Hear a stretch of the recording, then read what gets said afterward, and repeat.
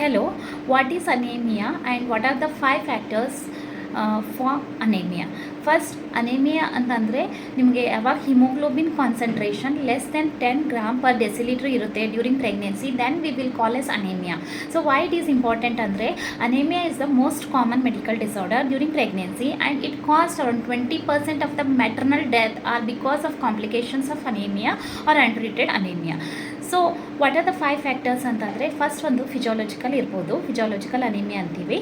ಅದು because of increase in the plasma volume that happens during 32 weeks. Second one is pathological that occurs because of deficiency in iron, folic acid and B12. Third one because of haemorrhage during the pregnancy. ಅದು acute ಇರ್ಬೋದು, like PPH ಆಗಿರ್ಬೋದು, APH ಆಗಿರ್ಬೋದು. ಅದರಿಂದ sudden blood loss ಆದರೂ haemoglobin fall ಆಗುತ್ತೆ. ಇನ್ನೊಂದು ಏನಂತಂದರೆ ನಿಮಗೆ ಕ್ರೋನಿಕ್ ಹುಕ್ವಾಮ್ ಏನಾದರೂ ಇನ್ಫೆಸ್ಟೇಷನ್ ಇದ್ದರೆ ಅಥವಾ ನಿಮಗೆ ಬ್ಲೀಡಿಂಗ್ ಪೈಲ್ಸ್ ಏನಾದರೂ ಇದ್ದರೆ ಬ್ಲಡ್ ಲಾಸ್ ಆಗಿ ಅನೇಮಿಯಾ ಆಗುತ್ತೆ. ಸೊ ನಾಲ್ಕನೇದು ಏನಂತಂದರೆ ಕೆಲವೊಂದು hereditary or genetic disorders in the red blood cell ಇರುತ್ತೆ, ಲೈಕ್ ಸಿಕಲ್ ಸೆಲ್ ಅನೇಮಿಯಾ ಇರ್ಬೋದು, ಥ್ಯಾಲಸೆಮಿಯಾಸ್ ಇರ್ಬೋದು, ಅಥವಾ ಹಿಮೋಲೈಟಿಕ್ ಡಿಸಾರ್ಡರ್ಸ್ ಇದ್ದರೆ ಅದು ಅನೇಮಿಯಾ ಲೀಡ್ ಮಾಡುತ್ತೆ.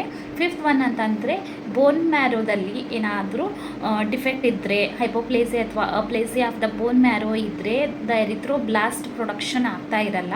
ಸೊ ಅದರಿಂದನೂ ಅನೇಮಿಯಾ ಆಗುತ್ತೆ. ಸೊ ಅನೇಮಿಯಾ ಟ್ರೀಟ್ಮೆಂಟ್ ತುಂಬ important because it cos 20% of the maternal death. And in developing countries ನಮ್ದು ಇಂಡಿಯಾದಲ್ಲಿ ಏನಂತಂದರೆ 40 to 77% of the women anaemia ಇರುತ್ತೆ. ಸೊ ಅನೇಮಿಯಾ ಅಂತಂದರೆ ಇದು ಪ್ರಿವೆಂಟಿಬಲ್ ಕಾಸ್ ಇರುತ್ತೆ.